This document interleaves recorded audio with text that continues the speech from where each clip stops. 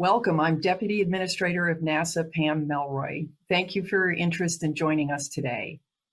Today, we're soliciting input from our workforce, our partners in industry, academia, and nonprofits, as well as the public, around our Moon to Mars objectives. We have set as a goal to create a blueprint for sustained human presence and exploration throughout the solar system. We will develop this blueprint and practice it on the Moon with the goal of demonstrating it on Mars. And to that end, we have developed a set of objectives that must be achieved, and we'd like your feedback on them. I'm proud to introduce our Associate Administrator for the Exploration Systems Development Mission Directorate, Jim Free, and our Director of Space Architecture, Spuds Vogel. They will share the foundations of our strategy, our methodology, and the work we've done, as well as our continuing work to provide context for these objectives. Over to you, Spuds. Thank you very much, Pam, and hello, everyone. I'd like to give you insight on our methodology for the Moon to Mars strategy and its underlying principles. By way of preview, those underlying principles are to be goal-based, to have constancy and unity of purpose, and to have improved communication and engagement, both inside and outside the agency. We're also sharing the 50 top-level objectives to meet our goal and are seeking your comments. The space sector has grown since we first started down this path, and so we're soliciting input from a broader base of players to ensure that we are working to a common set of objectives that can cross timeframes and can prioritize investment dollars on an endeavor of this magnitude. NASA wants to be transparent, and we're soliciting inputs that we can go together on this journey of sustained exploration. But first, I'd like to quickly share some observations and things we need to consider as we strive to build advocacy for a unified approach. Before coming to NASA, I worked at DARPA, the Defense Advanced Research Projects Agency, where they utilize a systems engineering process called the Hellmire Catechism. The first question in the Hellmire Catechism is, what problem are you trying to solve? Or what are you trying to achieve? At NASA, we aren't trying to solve a problem per se, but we do need to begin our system engineering process by answering the question, why send humans into space? How does it benefit our citizens? And that question has many different answers. In fact, ask 100 people and you're likely to get 100 different combinations of these diverse interests based on what is important to them. But those diverse answers can generally be binned into three main categories that form foundational supports for this pedestal of value to the taxpayers. For some, this is a one-legged stool. For others, the weight shifts from one leg to another as geopolitical situations change.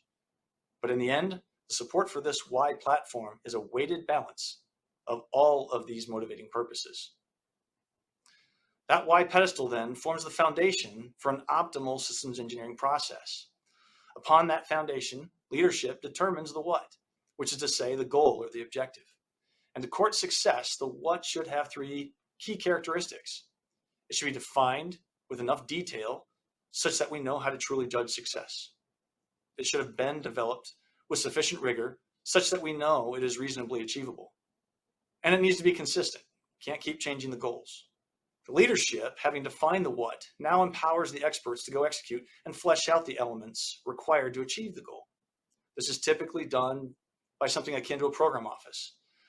For Moon to Mars here at NASA, that's Jim Free's organization. And they must be funded sufficiently to accomplish the objective. The elements themselves come from a balanced river of technology development that ranges from conceptual ideas that are the seed corn for future programs to mature technologies that started off as conceptual in a prior generation and have matured and are ready for transition to the current programs. There are multiple tech development paths here at NASA. One is an entire mission directorate dedicated to systems and tech development. Programs also do some of their own tech development. And then, of course, there's two other sources of tech development in this domain, and that's our industry and our international partners. They have their own. So most would agree that this is what optimal systems engineering looks like if done well. However, going forward, it's important to recognize many of the pitfalls that can challenge good systems engineering. Broad goals leave too much room for interpretation and will usually not end up satisfying the whys. Constantly changing goals means we're always spending money, but getting nowhere fast. Insufficient funding turns a program into level of effort, meaning they slowly fund portions of some elements to the limit of their budget without giving the program the full treatment it needs to accomplish the goal.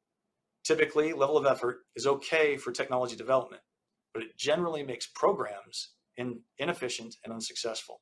External stakeholders can sometimes cause grief for a program by aborting the rigor that goes into defining technical solutions and injecting their own solutions that might be based on non-technical reasons. This starts to warp the wireframe of the technical solution, sometimes to the point that the wireframe no longer resembles a solution for the goal. Any combination of these external hindrances might then cause unhelpful cultural behaviors within an organization. People do not clearly understand a unified plan. They become fearful that their particular project will be cut. So they secure themselves in stovepipes, limit communication, and protect their projects while they envision how their project might fit into the next vaguely defined what that is sure to come down the road.